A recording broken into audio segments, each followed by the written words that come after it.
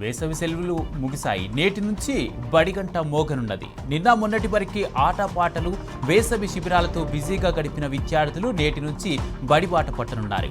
తమ పిల్లలను పాఠశాలలకు పంపించడానికి తల్లిదండ్రులు సిద్ధమవుతున్నారు.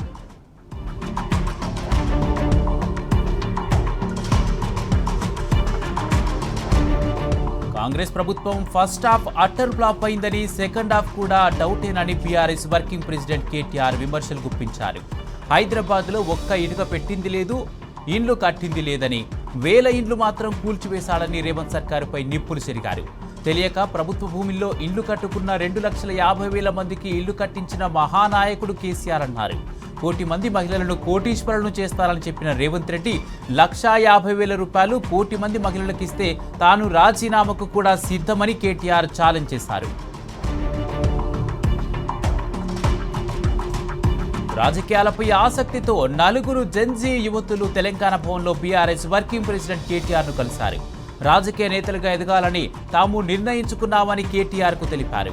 అవకాశం కల్పిస్తే తమతో కలిసి పనిచేస్తామని వారన్నారు. ఇందుకు కేటీఆర్ స్పందిస్తూ యువత రాజకీయాల్లోకి రావాలన్నదే తన అభిమతమని, పార్టీ కార్యాలయంలోని తన బృందంతో కలిసి పనిచేసేందుకు వారికి అవకాశం కల్పిస్తామని హామీ ఇచ్చారు.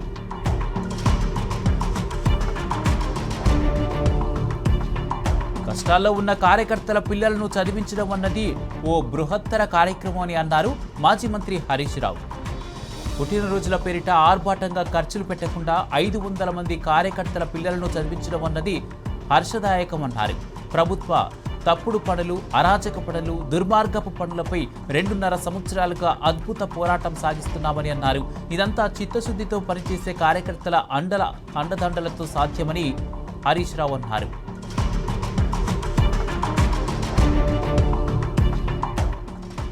ఓట్ల ఏరుబేతతో కొన్ని పార్టీలను దెబ్బతీసే కుట్ర జరుగుతుందని మాజీ మంత్రి హరీష్ రావు అన్నారు. వాస్తవంగా 20 సంవత్సరాలకు ఒకసారి ఎస్ఐఆర్ జరగాలని భారత రాజ్యాంగంలో ఉందన్నారు. ఇప్పటికీ 2 సార్లు జరిగాయని, చివరిసారిగా 2002లో ఎస్ఐఆర్ జరిగిందన్నారు. ఇప్పుడే కార్యకర్తలు చాలా జాగ్రత్తగా ఉండాలన్నారు. చురుకుగా పాల్గొంటే అన్ని రకాలుగా విజయం సాధించగలుగుతామన్నారు.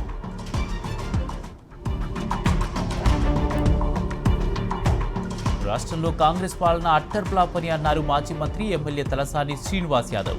నియోజకవర్గ ఇన్ఛార్జీలు, కార్యకర్తలు నిరంతరం ప్రజల మధ్యలో ఉండి కాంగ్రెస్ వైఫల్యాలను ఎండగట్టాలని పిలుపునిచ్చారు. బీఆర్ఎస్ పార్టీ రాజకీయం కోసం వచ్చింది కాదని, నీళ్లు, నిధులు, నియామకాల కోసం పుట్టిన పార్టీ అన్నారు. కేసీఆర్ ఆనవాళ్లు లేకుండా చేయడం ఎవరి వల్ల కాదని, కేటీఆర్ మాట్లాడితే జాతీయ పార్టీ నాయకులు వణికిపోతున్నారని తెలిపారు. ఎస్ఐఆర్పై కార్యకర్తలు ఎప్పటికప్పుడు అప్రమత్తంగా ఉండాలన్నారు ఎమ్మెల్సీ దాసోజు శ్రవణ్. తెలంగాణ భవన్లో ఖైరతాబాద్ నియోజకవర్గం ముఖ్య కార్యకర్తల సమావేశానికి హాజరైన ఆయన క్షేత్రస్థాయిలో జరుగుతున్న పరిణామాలను ఎప్పటికప్పుడు గమనించాలన్నారు. ప్రతి అంశాన్ని నిశితంగా పరిశీలిస్తూ ప్రజల పక్షాన నిలబడాలని, మేరా బూత్ మజబూత్ అనే స్లోగన్తో ముందుకెళ్లాలని దాసోజు సూచించారు.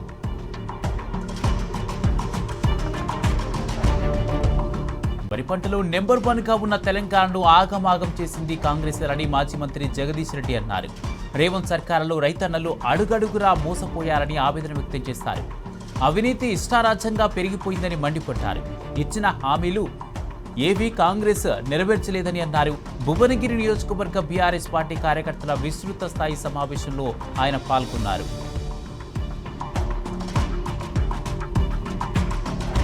రాబోయే ఎన్నికలకు బీఆర్ఎస్ కార్యకర్తలు సిద్ధంగా ఉండాలని బీఆర్ఎస్ ప్రధాన కార్యదర్శి ఆర్ఎస్ ప్రవీణ్ కుమార్ పిలుపునిచ్చారు. ఎస్ఐఆర్లో బీఆర్ఎస్ ఓట్లు డిలీట్ కాకుండా కాపాడుకోవాలని ఆయన సూచించారు. ఇప్పటి వరకు ప్రభుత్వ విద్యా సంస్థల్లో చిన్నపిల్లలకు దుస్తులు కూడా ఇవ్వలేని, పంట పండించాలంటే రైతులు అరిగోస పడుతున్నారని, రాష్ట్రంలో కాంగ్రెస్ ప్రభుత్వంపై ప్రజలకు నమ్మకం లేదని ప్రవీణ్ కుమార్ దుయ్యబట్టారు.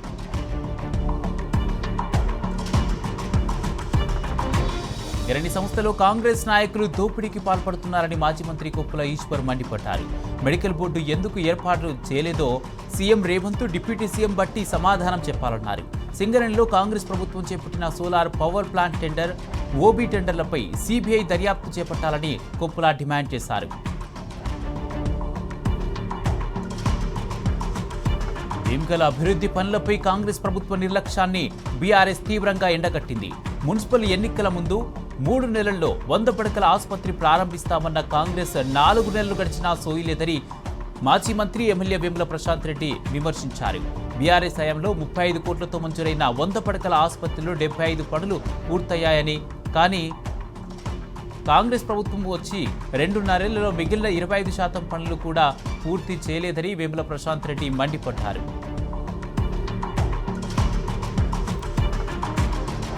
వేములవాడ ఎమ్మెల్యే ఆది శ్రీనివాస్ అబద్ధాలతో పబ్బం గడుపుతూ ప్రజలను మోసం చేస్తున్నారని బీఆర్ఎస్ పార్టీ నియోజకవర్గ ఇన్ఛార్జ్ చెల్మెడ లక్ష్మీ నరసింహారావు మండిపడ్డారు. కాంగ్రెస్ ప్రభుత్వం 30 నెలల్లో ఎన్ని అభివృద్ధి పనులు చేసిందో ప్రజలకు చెప్పాలని అన్నారు. 10 ఏళ్లు తమ హయాంలో చేసిన అభివృద్ధి తప్ప ఇప్పటి వరకు ఏమీ జరగలేదని అన్నారు. కాంగ్రెస్ ప్రభుత్వ హయాంలో రైతులు తీవ్ర ఇబ్బందులు పడుతున్నారని, ఇప్పటి వరకు వరి ధాన్యం కొనుగోలు చేయలేదని మండిపడ్డారు.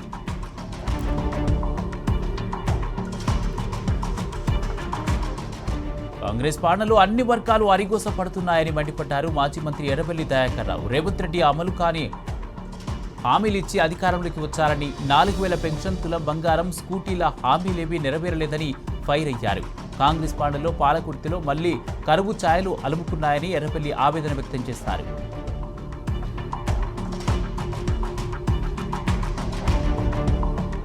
మాజీ మంత్రి హరీష్ రావు వరంగల్ జిల్లా పర్యటన నేపథ్యంలో బీఆర్ఎస్ నాయకుడు రంజిత్ రెడ్డి పార్టీ ఫ్లెక్సీలు ఏర్పాటు చేస్తే వాటిని చించి చిల్లర రాజకీయాలు చేశారు కాంగ్రెస్ ముక్కలు. వరంగల్ వెస్ట్ నియోజకవర్గంలో బీఆర్ఎస్ ఫ్లెక్సీలను చింపారు. హన్మకొండ, సుబేదారి, కేయూ పరిధిలో ఏర్పాటు చేసిన బీఆర్ఎస్ ఫ్లెక్సీలను చింపుతూ తాత్కాలిక ఆనందాన్ని పొందారు.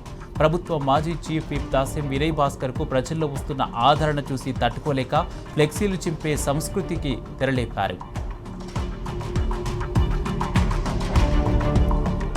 విద్యార్థులు, నిరుద్యోగులు ఎదుర్కొంటున్న సమస్యలకు కేంద్ర ప్రభుత్వం బాధ్యత వహించాలంటూ హైదరాబాద్ ఇందిరా పార్క్ వద్ద కాక్రోచ్ పార్టీ భారీ ధర్నా నిర్వహించింది. నీట్ పేపర్ను లీక్కు సంబంధించి కేంద్ర విద్యాశాఖ మంత్రి రాజీనామా చేయాలని నినాదాలు చేశారు. ధర్మేంద్ర ప్రధాన్ రాజీనామా చేసే వరకు తమ పోరాటం ఆగదన్నారు. ఎన్ని రకాలుగా ఇబ్బందులు పెట్టినా వెనక్కి తగ్గే ప్రసక్తే లేదని కాక్రోచ్ పార్టీ ప్రతినిధులు అన్నారు. ప్రభుత్వ వ్యతిరేక నినాదాలు చేస్తూ నిరుద్యోగులు, విద్యార్థులు పెద్ద ఎత్తున ఆందోళనలో పాల్గొన్నారు. సామాజిక కార్యకర్త సోనం వాంగ్చుంగ్ కూడా ఈ ధర్నా కార్యక్రమానికి హాజరయ్యారు.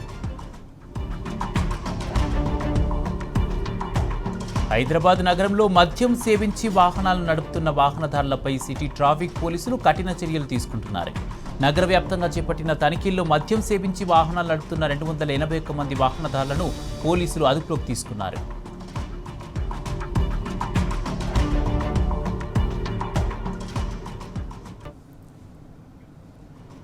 Welcome back. వరంగల్ జిల్లా నర్సంపేటలో భర్త ఇంటి ముందు భార్య ధర్నా చేపట్టింది. వివాహేతర సంబంధం పెట్టుకుని తనను చిత్రహింసలకు గురిచేస్తున్నాడంటూ భర్త ఇంటి ముందు కుటుంబ సభ్యులతో కలిసి బైఠాయించింది.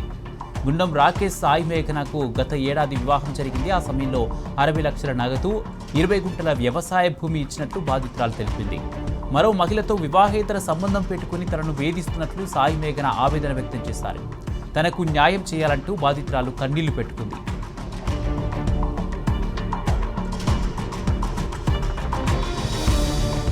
జగిత్యాల జిల్లా మెట్పల్లి తహసీల్దార్ సంతకాన్ని ఫోర్జరీ చేసిన ఘటన వెలుగులోకి వచ్చింది. నకిలీ ముద్రలతో తప్పుడు పత్రాలను సృష్టించి భూమిని వేరే వారికి రిజిస్ట్రేషన్ చేసినట్లు పోలీసులు గుర్తించారు. దీంతో 4 నిందితులను అరెస్ట్ చేశారు. పరారీలో ఉన్న మరో 2 కోసం ముమ్మరంగా గాలిస్తున్నారు.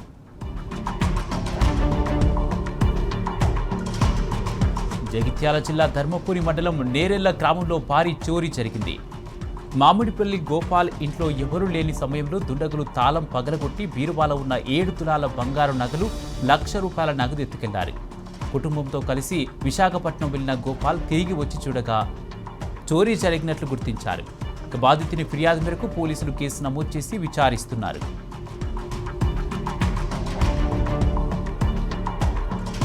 పొలం వద్దనే ఓ రైతు గుండెపోటుతో మృతి చెందిన ఘటన జగిత్యాల జిల్లా పెగడపల్లి మండల కేంద్రంలో చోటు చేసుకుంది. రైతు ఊట్కూరి శంకరయ్య వ్యవసాయ పనుల కోసం ఉదయం పొలానికి వెళ్లాడు. వరి నారు పోసేందుకు గడ్డిని తొలగిస్తుండగా గుండెపోటు రావడంతో అక్కడికక్కడే మృతి చెందాడు.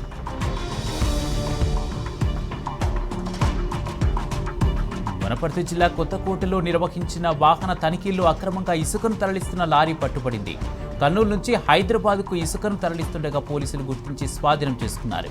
ఇసుకకు సంబంధించి ఎలాంటి అనుమతి పత్రాలు లేకపోవడంతో వాహనాన్ని స్వాధీనం చేసుకున్నట్లు పోలీసులు వెల్లడించారు.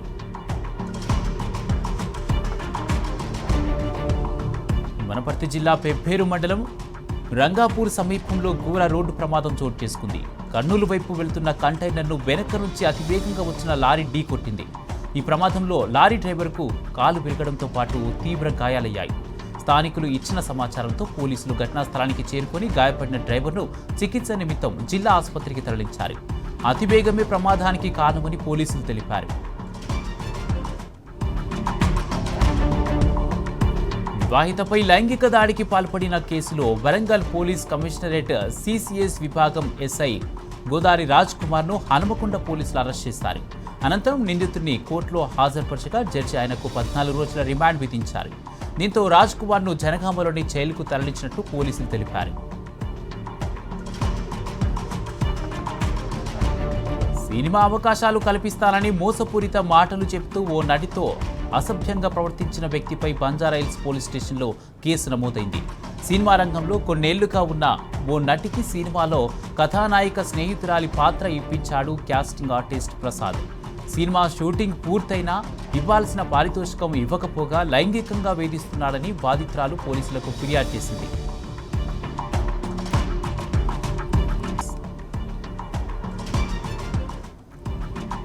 అహ్మదాబాద్ విమానాశ్రయంలో ఇండిగో విమానం స్పీకర్ బాక్సులో దాచిన 4.26 కోట్ల రూపాయల విలువైన బంగారాన్ని కస్టమ్స్ అధికారులు సీజ్ చేశారు. దుబాయ్ నుంచి వచ్చిన కస్టమ్స్ అధికారులు తనిఖీలు నిర్వహించగా 2799.3 గ్రాముల బరువున్న 24 విదేశీ బంగారు బిస్కెట్లు పట్టుకున్నారు. బంగారం తమదే అని ఎవరూ ప్రకటించకపోవడంతో అధికారులు బంగారాన్ని స్వాధీనం చేసుకున్నారు.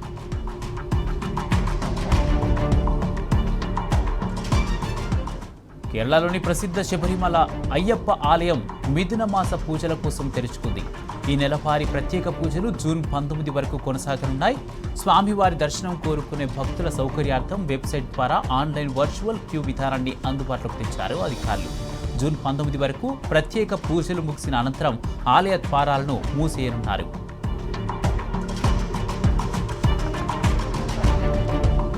రాహుల్ గాంధీ వైఖరి వల్ల కాంగ్రెస్ కంటే బీజేపీకే ఎక్కువ మేలు జరుగుతుందని కేరళ మాజీ ముఖ్యమంత్రి పినరాయి విజయన్ అన్నారు.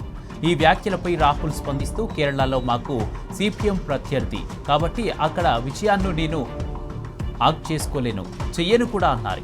అయితే ఈ వ్యాఖ్యలు ఇప్పుడు కేరళలో హాట్ టాపిక్గా మారాయి. రాహుల్కు రాజకీయ పరిపక్వత లేదని సిపిఎం ఆగ్రహం వ్యక్తం చేసింది. ఆయన హగ్ను ఎవరూ కోరుకోవడం లేదని సిపిఎం నేతలు అంటున్నారు.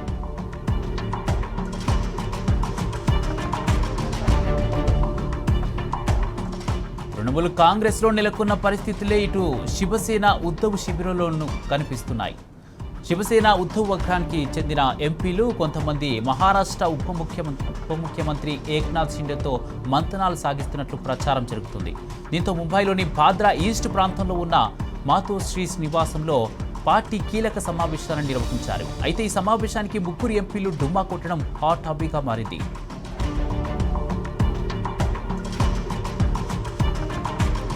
తృణమూల్ అధినేత్రి మమతా బెనర్జీపై తిరుగుబాటు చేసిన ఆ పార్టీల ఎంపీలు నేడు పార్లమెంటు స్పీకర్ ఓం బిర్లాతో సమావేశం కానున్నారు. వీరితో సమావేశానికి ఓం బిర్లా అపాయింట్మెంట్ కూడా లభించింది. ఈ సమావేశానికి పశ్చిమ బెంగాల్ ముఖ్యమంత్రి సుబెందు అధికారి కూడా పాల్గొనే అవకాశం ఉంది.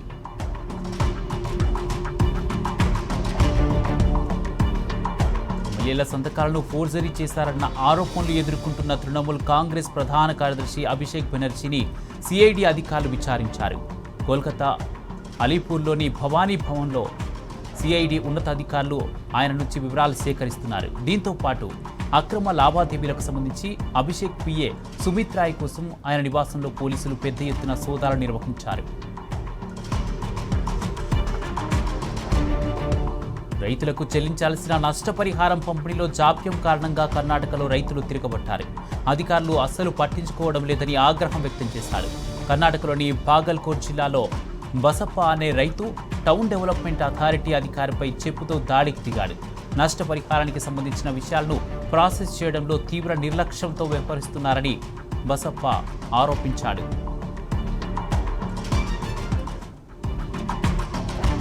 బీహార్ ప్రభుత్వం నిర్వహించిన కానిస్టేబుల్ ఉద్యోగాల కోసం వేలాది మంది నిరుద్యోగులు పోటెత్తారు. దీంతో వారు ప్రయాణించడానికి సరైన రవాణా సౌకర్యాలు లేకపోవడంతో ఆగ్రహానికి గురయ్యారు. పాట్నా రైల్వే స్టేషన్లో ఆందోళనకు దిగారు. రైళ్లపై రాళ్లతో దాడి చేశారు. ఈ నిరసన చివరికి హింసాత్మకంగా మారింది. నిరుద్యోగుల దాడితో అనేక రైళ్లు బోగీలు ధ్వంసమయ్యాయి.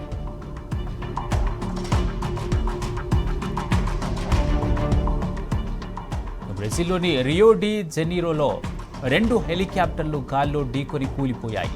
ఈ ప్రమాదంలో 6గురు మృతి చెందారు. ప్రమాదం జరిగిన వెంటనే అత్యవసర సిబ్బంది సహాయక చర్యలు చేపట్టారు. హెలికాప్టర్లో ఒకటి ఎలక్ట్రిక్ వాహనాలు పార్క్ చేసిన ప్రాంతంలో కూలిపోయింది.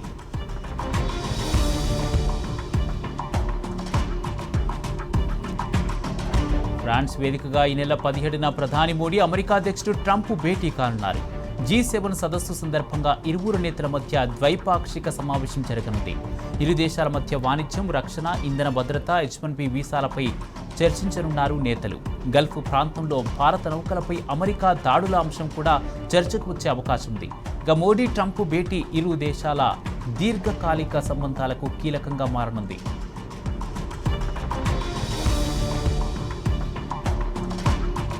ఎట్టకేలకు ఇరాన్ మాజీ supreme leader Ayatollah Ali Khamenei అంత్యక్రియల షెడ్యూల్ ఖరారైంది.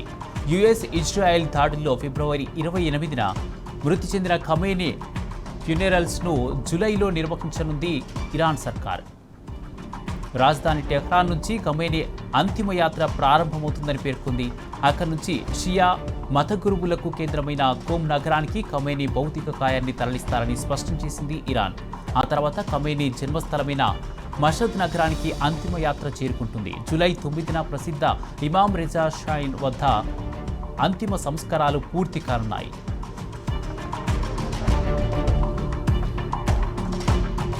T20 ప్రపంచ కప్ 2026లో భారత్ శుభారంభం చేసింది. చిరకాల ప్రత్యర్థి పాకిస్తాన్తో జరిగిన మ్యాచ్లో టీమిండియా 64 పరుగుల తేడాతో ఘన విజయం సాధించింది. తొలుత బ్యాటింగ్ చేసిన భారత్ నిర్ణీత 20 ఓవర్లలో 6 వికెట్ల నష్టానికి 170 పరుగులు చేసింది.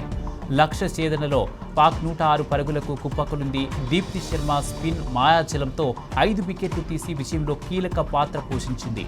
తెలుగమ్మాయి శ్రీచరణి 3 వికెట్లు తీయగా షెఫాలి వర్మ 1 వికెట్ పడగొట్టారు.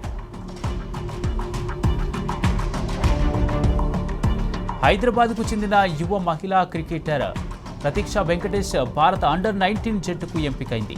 ఈ సందర్భంగా ముషీరాబాద్లోని మీర్ అలీ క్రికెట్ అకాడమీలో స్థానిక ఎమ్మెల్యే ముఠా గోపాల్ ఘనంగా సత్కరించారు. అద్భుతమైన ప్రదర్శన కనబరిచిన జట్టుకు తెలంగాణకు మంచి పేరు తేవాలని ఆకాంక్షించారు.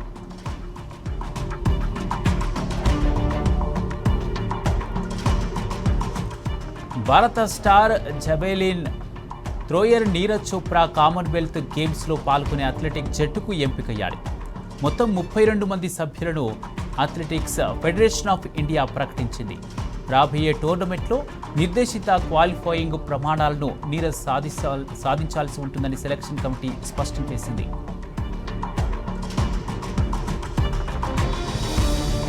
హీరో విజయ్ దేవరకొండ, రష్మిక దంపతులు స్వగ్రామంలో పర్యటించారు. నాగర్ కర్నూలు జిల్లా బల్మూర్ మండలం తుమ్మెన్పేటలో దేవరకొండ ఫౌండేషన్ ఆధ్వర్యంలో మెరిట్ స్కాలర్షిప్ల ప్రధానోత్సవానికి హాజరై 180 మంది విద్యార్థులకు స్కాలర్షిప్లు అందజేశారు. ప్రతిభావంతులైన విద్యార్థులకు అండగా ఉంటామని పేర్కొన్నారు విజయ్ దేవరకొండ.